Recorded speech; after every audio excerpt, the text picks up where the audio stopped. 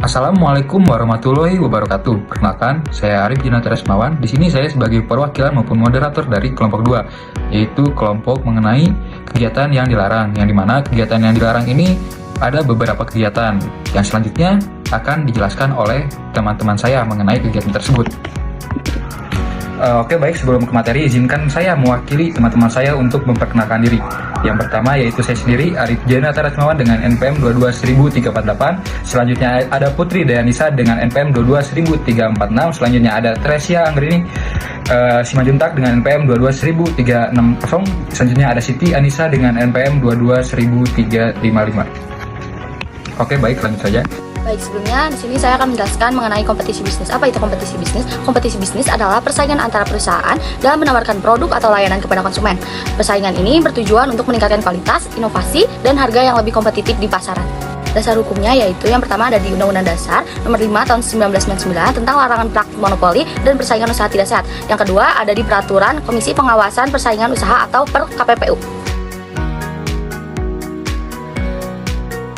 Baik, di sini saya akan menjelaskan mengenai kegiatan-kegiatan yang dilarang berdasarkan Undang-Undang Nomor 5 Tahun 1999. Yang pertama di sini ada monopoli. Berdasarkan pasal 1 ayat 1 Undang-Undang Nomor 5 Tahun 1999, monopoli adalah keadaan di mana satu atau sekelompok pelaku usaha menguasai produksi, pemasaran atau barang dan jasa sehingga menghilangkan persaingan yang sehat. Dalam kondisi ini, pelaku usaha yang mendominasi pasar tersebut memiliki kekuatan untuk mengendalikan harga dan pasokan.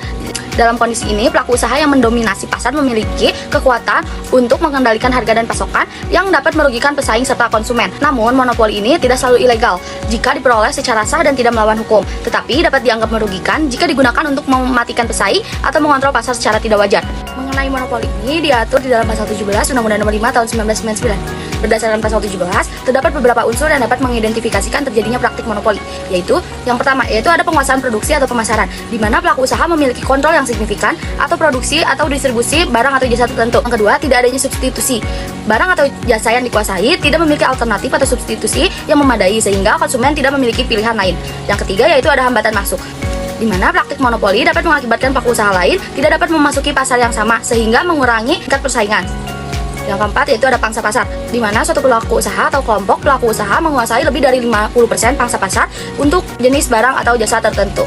Mengenai praktik monopoli ini dapat terjadi ke dalam berbagai bentuk. Yang pertama yaitu penguasaan pasar, di mana sebuah perusahaan besar menguasai lebih dari 50% pangsa pasar untuk produk tertentu sehingga perusahaan kecil sulit untuk bersaing. Kedua ada penetapan harga, di mana pelaku usaha yang memiliki kekuatan pasar dapat menetapkan harga yang tidak wajar sehingga akan merugikan konsumen dan pelaku usaha lain. Yang ketiga ada diskriminasi pasar, di mana pelaku usaha dapat memberikan perlakuan berbeda kepada konsumen atau distributor yang dapat merugikan pesaing. Yang keempat ada penghalangan akses, di mana pelaku usaha dapat menciptakan hambatan bagi pelaku usaha lainnya untuk memasuki pasar, misalnya dengan cara menguasai saluran distribusi atau menggunakan strategi harga yang agresif.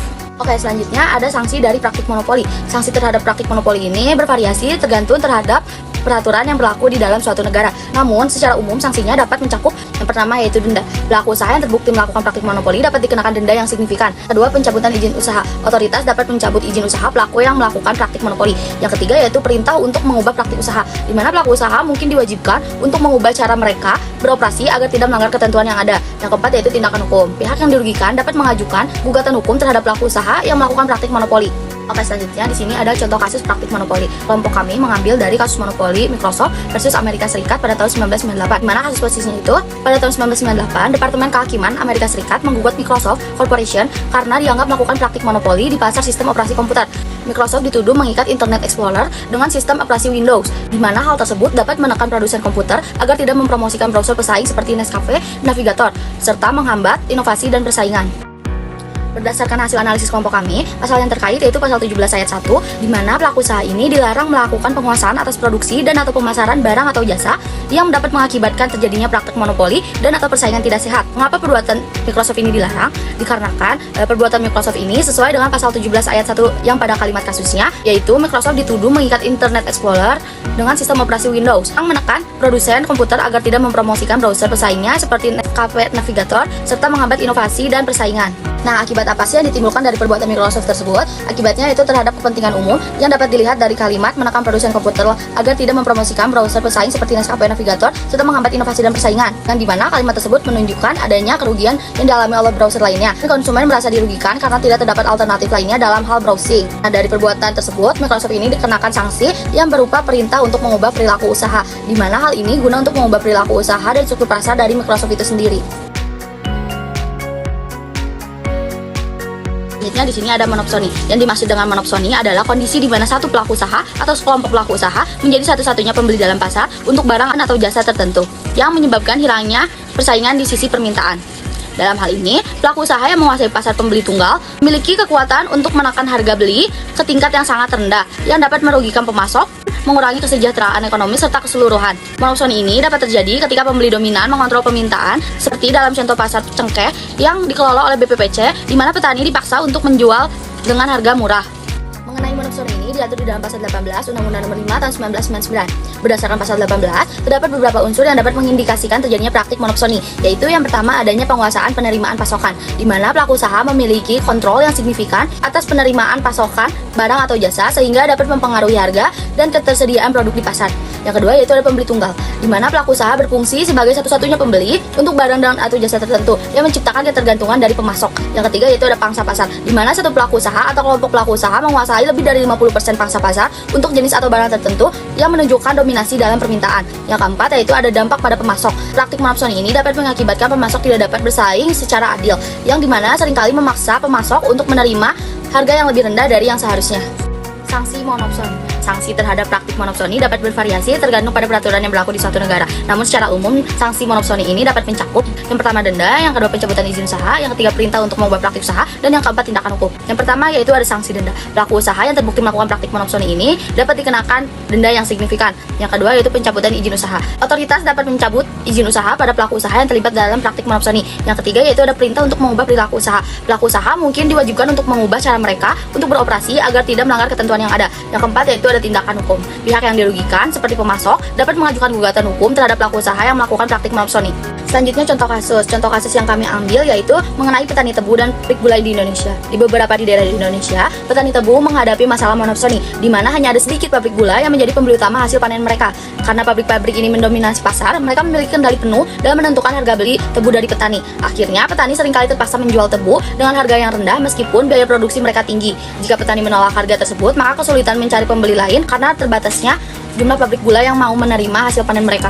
Penyelesaian dari contoh kasus tersebut yaitu dengan adanya intervensi pemerintah, di mana pemerintah melalui Perum Bulog dan Kementerian Perdagangan menetapkan kebijakan harga dasar tebu, sehingga pabrik tidak dapat membeli dengan harga terlalu rendah. Yang kedua yaitu penguatan koperasi petani. Para petani mulai membentuk koperasi untuk meningkatkan posisi tawar mereka dalam negosiasi dengan pabrik gula. Selanjutnya ada diversifikasi pasar.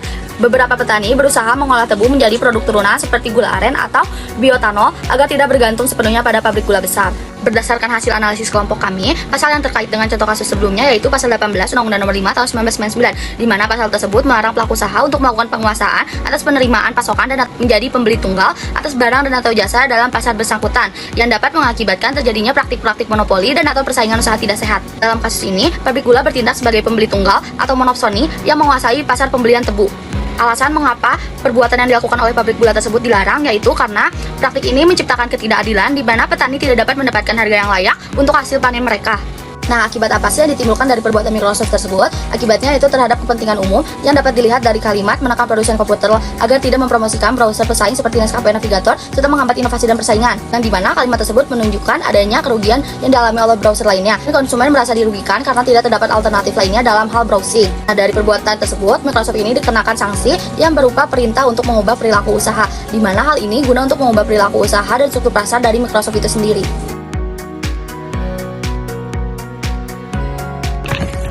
Oke, selanjutnya ada pengertian penguasaan pasar. Yang dimana penguasaan pasar ini merupakan salah satu kegiatan dilarang. Yang dimana suatu kondisi di mana pelaku usaha memiliki kekuatan yang signifikan untuk mempengaruhi harga pasokan dan perilaku pasar secara keseluruhan. apabila kita melihat dari suatu regulasi yang dimana terdapat dalam pasal 19, yaitu penguasaan pasar dapat terjadi melalui berbagai praktik yang mengakibatkan terjadinya monopoli atau persaingan usaha yang tidak sehat, yang dimana ini suatu yang merugikan pelaku usaha lain dan konsumen, seperti itu.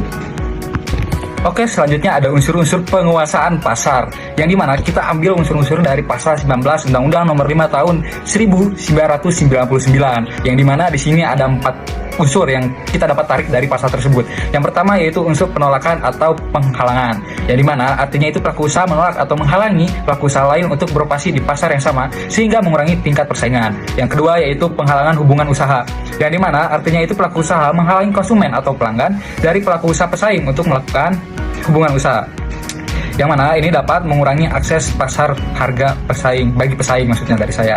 Nah, selanjutnya kita masuk ke poin 3, yang dimana poin 3 ini yaitu pembatasan peredaran dan penjualan.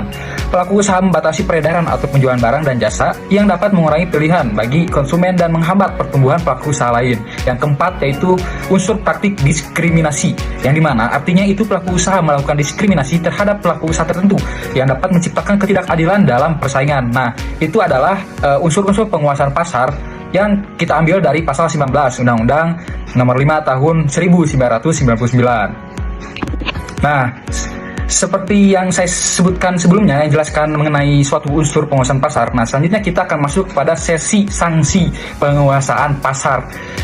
Yang pastinya setiap kegiatan dilarang ini memiliki sanksi-sanksinya, yang dimana sanksi terhadap praktik penguasaan pasar dapat bervariasi tergantung pada peraturan maupun regulasi yang berlaku di suatu negara. Namun secara umum kita lihat, kita ambil dari secara umumnya saja.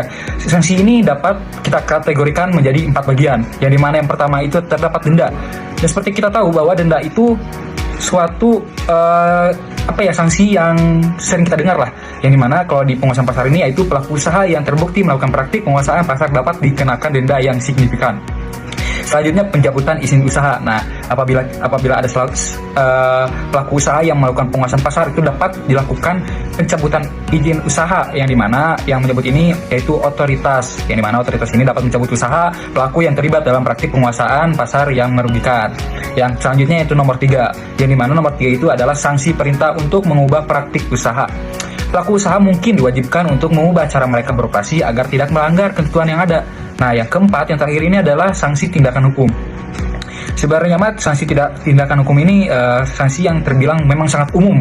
Kita dapat menemukan ini dimanapun, gitu, di negara manapun menurut saya, yang dimana yaitu pihak yang dirugikan seperti pelaku usaha lain atau konsumen dapat melakukan gugatan hukum terhadap pelaku usaha yang melakukan praktik penguasaan pasar. Nah, segitu dari sanksi penggunaan pasar ini, penguasaan pasar ini. Nah, setelah kita kaji tadi mengenai unsur pengertian maupun sanksi, selanjutnya kita akan mengetahui bagaimana praktik dari penguasaan pasar ini. Nah, praktik dari penguasaan pasar ini kita kategorikan menjadi 5 bagian. Yang pertama yaitu ada monopoli pasar, yang dimana monopoli pasar ini sebuah perusahaan besar menguasai pasar untuk produk tertentu sehingga menghalangi perusahaan kecil untuk bersaing. Yang kedua yaitu penolakan akses, yang dimana pelaku usaha menolak atau untuk menjalin kerjasama dengan pemasok atau distributor tertentu sehingga menghalangi mereka untuk beroperasi di pasar. Yang ketiga yaitu diskriminasi harga. Pelaku usaha memberikan harga yang berbeda kepada pelanggan yang berbeda yang dapat merugikan pesaing dan menciptakan ketidakadilan. Yang keempat yaitu jual rugi. Nah, untuk jual rugi ini yang dimana pelaku usaha menjual produk di bawah biaya produksi untuk menyingkirkan pesaing dari pasar yang dapat merugikan konsumen dalam jangka panjang. Dan yang terakhir yaitu manipulasi biaya, yang dimana pelaku ini melakukan kecurangan dalam penghitungan biaya untuk mendapatkan harga yang tidak wajar yang dapat merugikan pesaing dan mengganggu persaingan yang sehat. Nah, selanjutnya yaitu ada contoh kasus, yang dimana kan kita tadi sudah mengulas lah mengenai beberapa hal-hal mengenai penguasaan pasar ini. Nah, selanjutnya kita memasuki contoh kasus, yang dimana contoh kasus ini adalah Indomaret versus warung kecil. Nah, di berbagai daerah di Indonesia minimarket modern seperti Indomaret dan Alfamart ini semakin mendominasi pasar retail yang dengan modal yang besar, jaringan distribusi luas, dan strategi harga yang kompetitif. Mereka mampu menjual barang dengan harga lebih murah dibandingkan warung-warung kecil. Selain itu, beberapa kebijakan mereka seperti membuka gerai baru dalam jarak yang sangat dekat ini dapat menyebabkan pelanggan warung tradisional daerah beralihlah ke minimarket. Akibatnya banyak warung kecil mengalami penurunan omset dan akhirnya gulung tikar. Nah, selanjutnya itu analisis kasus, yang dimana analisis kasus ini kita akan menggunakan pasal 19 Undang-Undang Nomor 5 Tahun 1999, yang dimana pelaku usaha dilarang melakukan satu atau beberapa kegiatan baik sendiri maupun bersama pelaku usaha lain yang dapat mengakibatkan terjadinya praktik monopoli dan atau persaingan usaha tidak sehat, berupa ayat huruf A, menolak atau menghalangi pelaku usaha tertentu untuk melakukan kegiatan usaha yang sama pada pasar bersangkutan. Huruf B-nya itu memastikan usaha pesaingnya di pasar bersangkutan sehingga dapat mengakibatkan terjadinya praktik monopoli dan atau persaingan usaha tidak sehat. Nah, jadi dalam kasus ini kebijakan minimarket modern yang membuka gerai baru itu dalam jarak yang bisa dibilang sangat dekat dapat memastikan usaha pesaingnya, yaitu warung kecil. Nah, selanjutnya yaitu analisis kasus. Sebenarnya ini tuh merupakan analisis kasus lanjutan yang tadi saya jelaskan. Nah, poin-poinnya yang pertama itu mengapa perbuatan tersebut dilarang. Nah, saya akan atau kelompok kami akan mengemukakan dua hal. Yang pertama itu hal ini dapat merugikan konsumen karena pilihan menjadi terbatas dan harga dapat dikendalikan oleh pelaku usaha yang dominan. Nah, selanjutnya itu praktik ini juga merugikan pelaku usaha kecil dan menengah, yaitu yang bisa disebut juga dengan UMKM seperti warung tradisional yang tidak mampu bersaing dengan modal dan jaringan yang dimiliki oleh minimarket modern. Nah, selanjutnya itu kita masuk pada akibat dari perbuatan tersebut. Nah, akibatnya itu penurunan omset dan kebangkrutan warung-warung kecil dan berdampak pada hilangnya mata pencarian bagi banyak orang. Nah, selanjutnya kita memberikan sanksi nih. Sanksi apa? Sanksi agar pelaku usaha ini merubah sikapnya gitu, merubah sikap dari agar tidak melakukan kegiatan dilarang, yaitu dengan suatu perintah penghentian kegiatan yang terbukti melanggar hukum.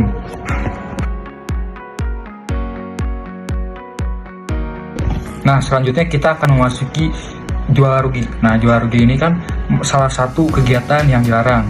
Nah, penjualan rugi ini atau yang bisa disebut sebagai predatory pricing merujuk pada praktik di mana suatu perusahaan ini menerapkan harga produk atau layanan mereka dengan tingkat yang sangat rendah dengan tujuan untuk mengeliminasi persaingan dari pasar atau menghambat mereka agar tidak dapat bersaing. Nah, sehingga perusahaan ini dapat mempertahankan dominasinya sebagai pemain utama atau monopolis dalam industri tersebut, sehingga kompetitornya akan tereliminasi dari pasar dan pesaing potensial menjadi enggan untuk memasuki sektor tersebut. Setelah berhasil mengeliminasi pasar pesaing, perusahaan ini melakukan perusahaan ini dapat menguasai pasar tersebut lah disebutnya. Nah, selanjutnya itu praktik jual rugi. Yang tadi kan kita sudah mengetahui bagaimana pengertian dari jual ruginya. Sekarang kita akan memasuki yaitu praktiknya, yang dimana praktik jual rugi ini bisa disebut dengan dumping. Nah, ini tersebut dapat terbagi menjadi 5 bagian. Yang pertama ada strategi eliminasi pesaing, yang dimana itu merupakan perusahaan harus menjual produk di bawah harga pokok produksi untuk menyingkirkan pesaing yang lebih kecil dari pasar. Setelah pesaing hilang, perusahaan tersebut dapat menaikkan harga kembali. Yang kedua yaitu penetrasi pasar, yang dimana perusahaan baru menjual dengan harga rendah untuk mendapatkan pangsa pasar meskipun mengalami kerugian di awal. Yang ketiga yaitu dumping internasional, yang dimana perusahaan menjual di pasar asing dengan harga lebih rendah daripada di pasar domestik untuk mendapatkan keuntungan kompetitif. Yang keempat yaitu kelebihan persediaan, yang dimana kelebihan persediaan ini merupakan perusahaan perlu menjual stok berlebih dengan cepat bahkan jika harus merugi. Nah, yang terakhir yaitu yang kelima yaitu produk pemancing, ya, yang bisa disebut juga dengan loss leader, yang dimana menjual beberapa produk dengan merugi untuk menarik konsumen membeli produk lain yang lebih menguntungkan. Nah, itu tersebut merupakan suatu praktik-praktik yang termasuk jual rugi, yang dimana terdapat 5 poin tadi. Nah, praktik ini dapat bermasalah dari segi persaingan usaha dan sering dibatasi oleh regulasi anti monopoli dan undang-undang persaingan usaha di berbagai negara. Nah, selanjutnya yaitu sanksinya bagaimana dari praktik jual rugi ini. Yang pertama yaitu sesuai dengan pasal 47 Undang-Undang Nomor 5 Tahun 1999, KPPU berwenang menjatuhkan sanksi administratif terhadap pelaku usaha yang melanggar ketentuan pasal 20 Undang-Undang Nomor 5 Tahun 1999. Nah, Yang kedua itu terhadap pelanggaran pasal 20 Undang-Undang Nomor 5 Tahun 1999 ini juga dapat dikenakan hukuman pidana pokok sebagaimana diatur dalam pasal 48 Undang-Undang Nomor 5 Tahun 1999. Yang ketiga, terhadap pidana pokok tersebut sebagaimana diatur dalam pasal 49 Undang-Undang Nomor 5 Tahun 1999 terhadap pelanggaran pasal 20 Undang-Undang Nomor 5 Tahun 1999 dapat dijatuhkan pidana tambahan. Terdapat 13 unsur praktik predatory pricing yang termuat dalam pasal 20 Undang-Undang Nomor 5 Tahun 1995, antara lain pelaku usaha sebagai individu atau entitas usaha, termasuk badan hukum maupun yang tidak berbentuk badan hukum, yang beroperasi atau melakukan kegiatan di wilayah hukum Republik Indonesia, baik secara independen maupun melalui kerjasama dalam bentuk perjanjian, mereka menjalankan berbagai kegiatan ekonomi di berbagai sektor. Lalu pemasokan, sebagai penyedia persediaan, baik barang maupun jasa, dalam transaksi jual beli penyewaan, sewa beli, serta leasing atau sewa guna usaha. Dalam Ensiklopedia Ekonomi dan Bisnis Indonesia, pemasokan diartikan sebagai serangkaian kegiatan yang dilakukan untuk menyediakan bahan baku, barang setengah jadi atau barang jadi dari produsen atau distributor ke perusahaan atau konsumen akhir, dengan memperhatikan aspek kualitas, kuantitas, waktu, dan biaya. Lalu yang ketiga ada barang, sebagai segala jenis barang atau jasa yang dapat diperdagangkan, digunakan, atau dimanfaatkan baik secara fisik maupun tidak oleh konsumen atau pelaku usaha. Termasuk di dalamnya adalah benda-benda yang bisa bergerak atau tidak, serta barang-barang imaterial seperti hak cipta dan lisensi. Lalu ada jasa, di mana setiap layanan yang ditawarkan dalam bentuk pekerjaan atau prestasi yang dapat diperdagangkan di masyarakat untuk kepentingan konsumen atau pelaku usaha. Layanan ini merupakan salah satu bentuk aktivitas ekonomi yang melibatkan penyediaan nilai tambah bagi para penerima layanan. Lalu jual rugi, yang dalam teori ekonomi diartikan sebagai tindakan menjual harga atas produk di bawah rata-rata biaya produksi. Secara umum, penjualan produk di bawah biaya total rata-rata masih dianggap dapat diterima asalkan tetap melebihi biaya rata-rata variabel, yakni rata-rata dari biaya produksi yang tergolong dapat berubah sesuai dengan banyaknya produk, barang, atau jasa yang diproduksi. Lalu harga yang sangat rendah adalah praktik penerapan harga di bawah harga yang ditetapkan oleh pesaing lain untuk produk serupa. Ini mencerminkan strategi kompetitif di mana pelaku usaha berupaya menarik konsumen dengan menawarkan harga yang lebih menarik atau kompetitif dibandingkan dengan pesaingnya dalam pasar yang sama. Lalu ada dengan maksud, di mana kondisi dalam hal terdapat tujuan atau keinginan yang ingin dicapai oleh pelaku usaha yang melakukan suatu tindakan. Selanjutnya, menyingkirkan atau mematikan adalah tujuan atau keinginan yang ingin dicapai sebagaimana dimaksud dalam unsur dengan maksud, yakni untuk mengeluarkan pelaku usaha pesaing atau bahkan merugi sehingga tidak mampu bertahan dalam situasi pasar yang tidak stabil. Lalu usaha pesaing adalah pelaku usaha lain yang bersaing dalam menjual produk serupa dalam suatu pasar. Ada juga pasar yang diartikan pada pasal 1 angka 9 Undang-Undang Nomor 5 Tahun 1999 sebagai lembaga ekonomi di mana pembeli dan penjual dapat melakukan transaksi perdagangan, barang dan jasa baik secara langsung maupun tidak langsung. Lalu ada juga pasar bersangkutan sebagai pasar yang terfokus pada wilayah atau daerah tertentu di mana pelaku usaha menjual barang dan atau jasa yang sama atau sejenis atau yang dapat menggantikan barang atau jasa tersebut. Selanjutnya, praktik monopoli, sebagaimana dominasi ekonomi oleh satu atau beberapa pelaku usaha yang mengakibatkan kontrol terhadap produksi dan atau pemasaran barang dan atau jasa tertentu yang dapat menghasilkan persaingan usaha yang tidak sehat dan berpotensi merugikan kepentingan umum.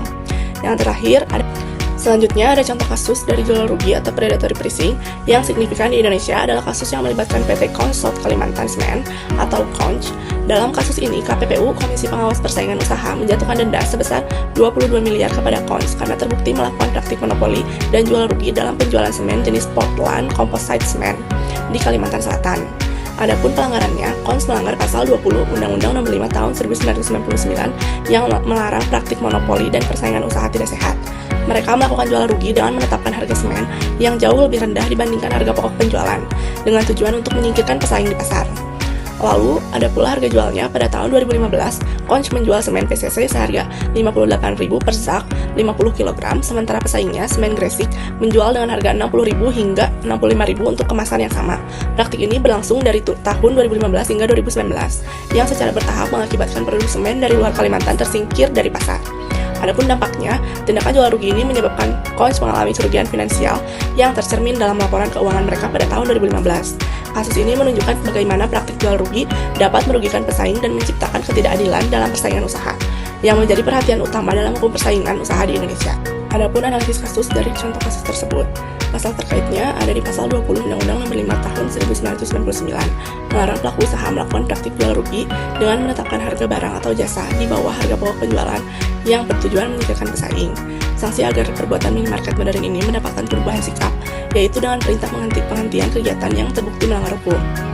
Alasan dilarangnya, Conch menjual semen PCC di bawah harga pokok penjualan untuk mengeliminasi pesaing semen Gresik dari pasar Kalimantan Selatan. Praktik ini menciptakan persaingan tidak sehat, di mana perusahaan besar dengan modal kuat dapat mematikan usaha pesaing yang lebih kecil. Akibatnya, pesaing tersingkir dari pasar, mengurangi persaingan dan berpotensi menciptakan monopoli. Meskipun Conch mengalami kerugian finansial jangka pendek, tujuan jangka panjangnya adalah menguasai pasar. Ketidakadilan dalam persaingan usaha. Sanksi yang didapatkan, KPPU menjatuhkan denda 22 miliar kepada Conch karena terbukti melanggar pasal 20. Adapun pengertian dari penetapan biaya curang, dalam Undang-Undang Nomor 5 Tahun 1999 terdapat aspek yang dapat dipersalahkan sebagai penguasaan pasar. Yang dilarang adalah kecurangan dalam menetapkan biaya produksi. Sebagai bagian dari penguasaan pasar, maka kecurangan dalam menentukan biaya adalah salah satu strategi yang dijalankan oleh pelaku usaha untuk mematikan persaingannya, yaitu dengan jalan menyatakan biaya produksinya tidak sesuai dengan biaya yang sesungguhnya. Secara akal sehat, tentu harga yang disampaikan adalah di bawah harga yang sesungguhnya. Dengan demikian, dia bisa menjual barang atau jasanya lebih rendah dari para pesaingnya. Dasar hukum dari penetapan biaya curang ada di pasal 21 Undang-Undang Nomor 5 Tahun 1999 menyatakan bahwa pelaku usaha dilarang melakukan kecurangan dalam menetapkan biaya produksi dan biaya lainnya yang menjadi bagian dari komponen harga barang dan atau jasa yang dapat mengakibatkan terjadinya persaingan usaha tidak sehat. Selanjutnya ada unsur penetapan biaya curang. Biasanya meliputi beberapa komponen utama. Yang pertama, kesepakatan atau koordinasi antar pelaku usaha yang seharusnya bersaing. Kedua, penetapan harga barang atau jasa pada tingkat tertentu. Ketiga, menghilangkan persaingan harga yang seharusnya terjadi secara wajar. Keempat, merugikan konsumen dan pasar. Pada pasal 21, terdapat unsur pelaku usaha, unsur melakukan kecurangan dalam menetapkan biaya produksi, unsur biaya lainnya yang menjadi bagian dari komponen harga barang dan atau jasa. Yang terakhir, unsur dapat mengakibatkan terjadinya persaingan usaha tidak sehat. Salah satu contoh kasus dari penetapan biaya curang yaitu sejumlah maskapai penerbangan di Indonesia termasuk PT Garuda Indonesia, PT Sriwijaya Air, PT Merpati Nusantara Airlines, dan lainnya terbukti melakukan perjanjian penetapan harga fuel surcharge secara curang. Perubahan nilai fuel surcharge yang mereka tetapkan tidak sesuai dengan perubahan harga aftur sejak Mei 2006 hingga Desember 2009. Selain itu, sejak Maret 2008, tarif fuel surcharge yang mereka tetapkan telah melampaui batas yang ditetapkan dalam KM nomor 9 tahun 2002. Maskapai penerbangan terbukti melakukan perjanjian penetapan harga fuel surcharge melalui berita acara INAGA nomor 9103-53-V-2006 meskipun kemudian dibatalkan. KPPU menyatakan tindakan ini melanggar pasal 5 dan pasal 21 Undang-Undang Nomor 5 Tahun 1999 karena adanya kesepakatan harga yang merugikan persaingan usaha dan konsumen. Penyelesaian dari kasus tersebut berdasarkan putusan perkara nomor 25 KPPU Januari 2019, KPPU memutuskan bahwa para terlapor telah melanggar pasal 5 dan pasal 21 Undang-Undang Nomor 5 Tahun 1999 tentang larangan praktik monopoli dan persaingan usaha tidak sehat. KPPU merintahkan para terlapor untuk membatalkan perjanjian penetapan fuel surcharge baik tertulis maupun tidak tertulis, menghentikan praktik penetapan harga yang melanggar hukum persaingan usaha, dan mematuhi aturan tarif batas atas sebagaimana ditetapkan oleh regulasi yang berlaku. Analisis kasus penetapan harga fuel surcharge oleh maskapai penerbangan di Indonesia berdasarkan Undang-Undang KPPU, pasal terkaitnya ada di pasal 5 Undang-Undang Nomor 5 Tahun 1999, melarang perjanjian antar pelaku usaha untuk menetapkan harga yang dapat mengakibatkan persaingan usaha tidak sehat. Dalam kasus ini, maskapai penerbangan bersepakat untuk menetapkan harga fuel surcharge secara bersama-sama. Dan ada juga di pasal 21 Undang-Undang Nomor 5 Tahun 1999, yaitu melarang perjanjian yang dapat mengakibatkan praktik monopoli dan atau persaingan usaha tidak sehat yang berkaitan dengan penetapan harga. Lalu dalam kasus ini, penetapan harga yang dilakukan telah melampaui batas yang ditetapkan oleh pemerintah. Alasan dilarangnya, maskapai penerbangan melakukan perjanjian penetapan harga fuel surcharge yang tidak sesuai dengan perubahan harga aftur. Penetapan harga tersebut melampaui batas yang ditetapkan oleh pemerintah. Tindakan ini merugikan konsumen karena mereka harus membayar harga yang lebih tinggi dari seharusnya. Tindakan ini juga menyebabkan persaingan tidak sehat di industri penerbangan. Akibat dari perbuatan itu, konsumen dirugikan karena harus membayar fuel surcharge yang lebih tinggi, persaingan usaha di industri penerbangan terganggu, kepercayaan publik terhadap maskapai penerbangan menurun. Adapun akibat dan sanksi dari perbuatan tersebut, akibatnya persaingan usaha di industri penerbangan terganggu, kepercayaan publik terhadap maskapai penerbangan menurun, dan konsumen dirugikan karena harus membayar fuel surcharge yang lebih tinggi. Dan sanksinya yang dikenakan untuk para termohon ini mengalami perubahan sikap. Adapun akibat dan sanksi untuk perbuatan tersebut, akibatnya persaingan usaha di industri penerbangan terganggu, kepercayaan publik terhadap maskapai penerbangan menurun, dan konsumen dirugikan karena harus membayar fuel surcharge yang lebih tinggi. Sanksinya, sanksi yang dikenakan untuk para termohon ini mengalami perubahan sikap, maka diberikan sanksi berupa denda. Kesembilan maskapai itu salah satunya adalah Garuda Indonesia yang diwajibkan membayar denda dan ganti rugi guna mengubah sikap kesembilan maskapai tersebut.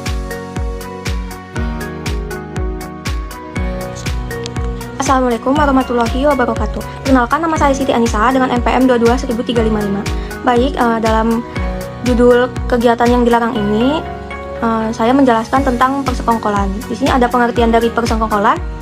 Persekongkolan dapat dalam persaingan usaha adalah tindakan curang yang dapat dilakukan oleh dua atau lebih dari pelaku usaha yang mengendalikan pasar demi keuntungan mereka sendiri, tanpa mempertimbangkan dampak negatif bagi pesaing dan konsumen.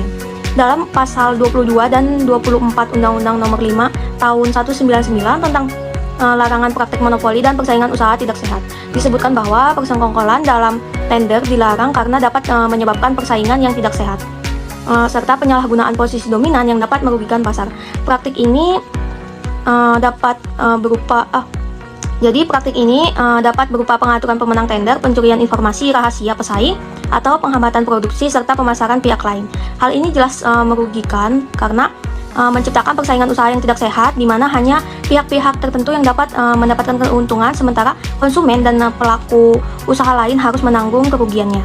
Akibatnya, harga bisa menjadi lebih mahal, pilihan produk atau jasa menjadi terbatas, dan inovasi dalam industri terhambat. Oleh karena itu, praktik persekongkolan ini harus dicegah dan ditindak secara tegas agar tercipta persaingan usaha yang adil dan kondusif bagi pertumbuhan ekonomi. Materi selanjutnya yaitu unsur-unsur persekongkolan. Persekongkolan dalam persaingan usaha merupakan tindakan yang bertentangan dengan prinsip keadilan dalam ekonomi karena melibatkan kerjasama rahasia antar pelaku usaha untuk memperoleh keuntungan dengan cara yang tidak sah. Berdasarkan pada pasal 22 hingga pasal 24 Undang-Undang Nomor 5 Tahun 1999, terdapat beberapa indikator yang menunjukkan bahwa adanya praktik persekongkolan tersebut. Yang pertama yaitu kerjasama rahasia. Tindakan tersebut dilakukan secara diam-diam antara pelaku usaha yang mencapai keuntungan tertentu yang merugikan pihak lain. Yang kedua yaitu pengaturan tender, di mana pelaku usaha bersekongkol untuk mengatur atau menentukan pemenang tender sehingga menghilangkan pesaing yang tidak sehat. Yang ketiga yaitu pengambilan informasi rahasia pesaing, yang di mana pelaku usaha tersebut bersekongkol untuk mendapatkan informasi rahasia dari pesaing yang dapat memberikan keuntungan yang tidak adil. Yang keempat yaitu penghambat produksi dan pemasaran barang atau jasa.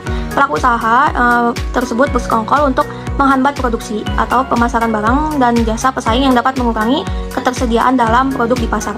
Yang terakhir yaitu tujuan merugikan, di mana semua tindakan persekongkolan tersebut bertujuan untuk merugikan pesaing dan menciptakan kondisi pasar yang tidak sehat.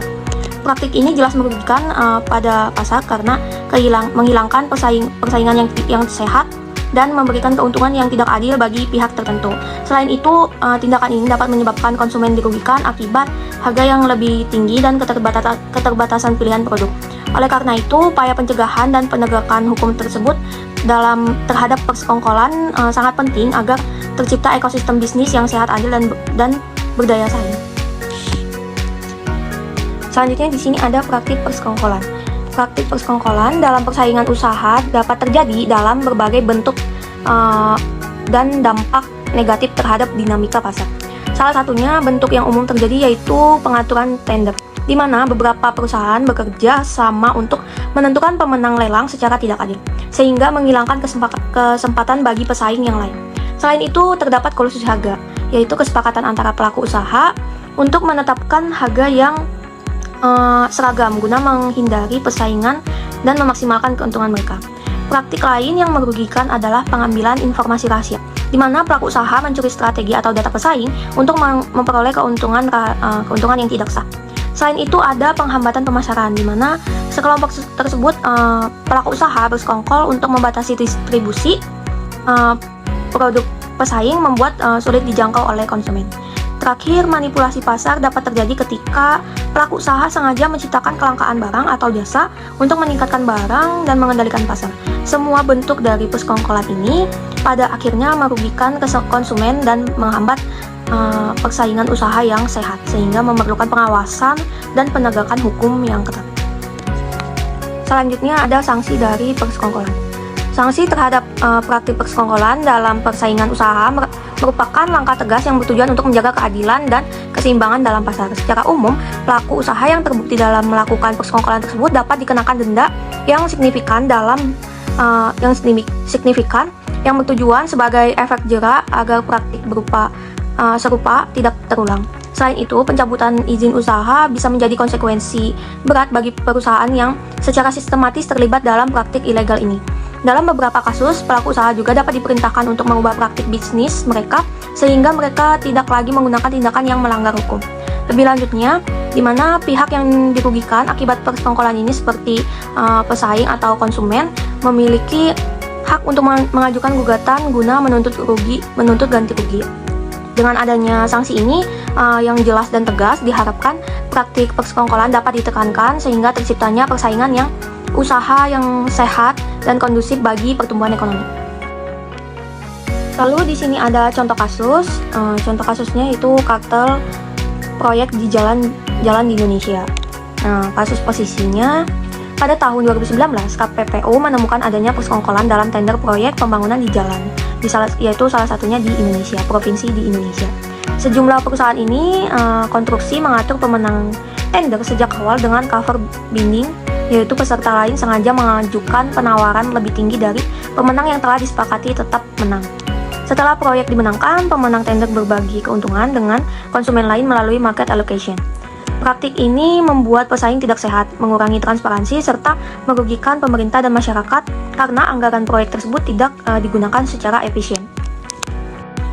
Selanjutnya, analisis kasus. Pasal yang terkait yaitu terdapat pada pasal 22 Undang-Undang Nomor 5 Tahun 1999 yang dimana melarang pelaku usaha bersekongkol dengan pihak lain untuk mengatur dan atau menentukan pemenang tender sehingga dapat mengakibatkan satu terjadinya persaingan usaha tidak sehat. Dalam kasus ini, perusahaan konstruksi melakukan cover bidding dan market allocation yang merupakan bentuk persekongkolan tender. Alasan dilarang di mana perusahaan konstruksi ini mengatur pemenang tender sejak awal melalui cover bidding, yaitu peserta lain sengaja mengajukan penawaran tinggi. Praktik ini menghilangkan persaingan yang sehat, mengurangi transparansi dan merugikan negara. Lalu, praktik ini juga membuat anggaran proyek tidak digunakan secara efisien. Masih di analisis kasus, akibatnya persaingan usaha tidak sehat dalam proyek pembangunan infrastruktur tersebut, lalu kerugian negara karena anggaran proyek tidak digunakan secara efisien, lalu berkurangnya kepercayaan masyarakat terhadap proses tender pemerintah. Selanjutnya, sanksi yang dikenakan kepada perusahaan konstruksi yaitu berupa denda dan larangan ikut tender. Sanksi tersebut merupakan peringatan agar perusahaan konstruksi merubah sikap dan tidak melakukan kegiatan yang dilarang tersebut. Baik, di sini ada alasan dilarang dan akibatnya. Ada monopoli. Alasan dilarang tersebut di mana monopoli terjadi ketika suatu perusahaan menguasai pasar tanpa pesaing sehingga dapat menetapkan harga sesuka hati dan membatasi pilihan konsumen. Nah, akibatnya harga barang atau jasa lebih mahal, kualitas layanan menurun, dan inovasi terhambat karena tidak ada pesaing. Selanjutnya ada monopsoni. Alasan kegiatan tersebut dilarang bahwa monopsoni ini terjadi ketika hanya ada satu pembeli dalam pasar yang dapat menekankan harga beli dalam produsen atau pekerja yang tidak adil. Akibatnya, produsen kecil dan pekerja dirugikan karena terpaksa menerima harga yang rendah sehingga kesejahteraan mereka menurun. Selanjutnya, kegiatan yang dilarang pada penguasaan pasar. Alasan dilarangnya itu bahwa penguasaan pasar secara tidak sehat dapat menimbulkan dominasi perusahaan tertentu yang menghalangi masuknya persaingan baru. Akibatnya, persaingan usaha tidak sehat, pelaku usaha kecil sulit berkembang, dan konsumen tidak mendapatkan harga yang kompetitif. Selanjutnya, kegiatan yang dilarang tersebut ada jual rugi. Alasan kegiatan tersebut dilarang di mana perusahaan menjual barang di bawah harga produksi untuk menyingkirkan pesaing, lalu menaikkan harga setelah pesaing gulung tikar. Akibatnya, pasar menjadi tidak adil, pesaing yang lebih kecil tidak mampu bertahan, dan setelah pesaing hilang, harga akan melonjak tinggi tanpa alternatif. Lalu di sini ada penetapan biaya curang. Nah, kegiatan tersebut dilarang. Alasannya di mana pelaku usaha bersekongkol untuk menetapkan harga tersebut tertentu sehingga konsumen tidak mendapatkan harga yang kompetitif. Akibatnya, harga barang atau jasa menjadi lebih mahal. Jadi seharusnya merugikan lebih mahal dari seharusnya. Lalu dapat merugikan konsumen dan menghambat persaingan sehat. Yang terakhir yaitu kegiatan yang dilarang, persekongkolan. Nah, alasan kegiatan tersebut dilarang, persekongkolan antara pelaku usaha atau dengan pihak lain bisa menyebabkan tender tidak kompetitif atau penyalahgunaan kekuasaan. Akibatnya, harga dan kualitas barang atau jasa tidak ditentukan oleh mekanisme barang yang adil, merugikan konsumen dan pelaku usaha lain. Baik, sekian dari penjelasan saya tentang persekongkolan, yaitu di mana kegiatan yang dilarang. Jika ada kata yang kurang berkenan, mohon dimaafkan. Sekian dan terima kasih. Oke, baik, karena presentasi dari kami sudah cukup, maka dari itu, apabila ada salah kata maupun salah kalimat maupun salah pernyataan dari kami mohon maaf sebesar-besarnya karena kami di sini masih belajar. Dan juga kami menyarankan kepada audiens untuk mencari sumber lebih lanjut mengenai kegiatan yang dilarang, yaitu di internet maupun platform-platform lainnya. Sekian dari kami, izin pamit undur diri. Terima kasih. Wassalamualaikum warahmatullahi wabarakatuh.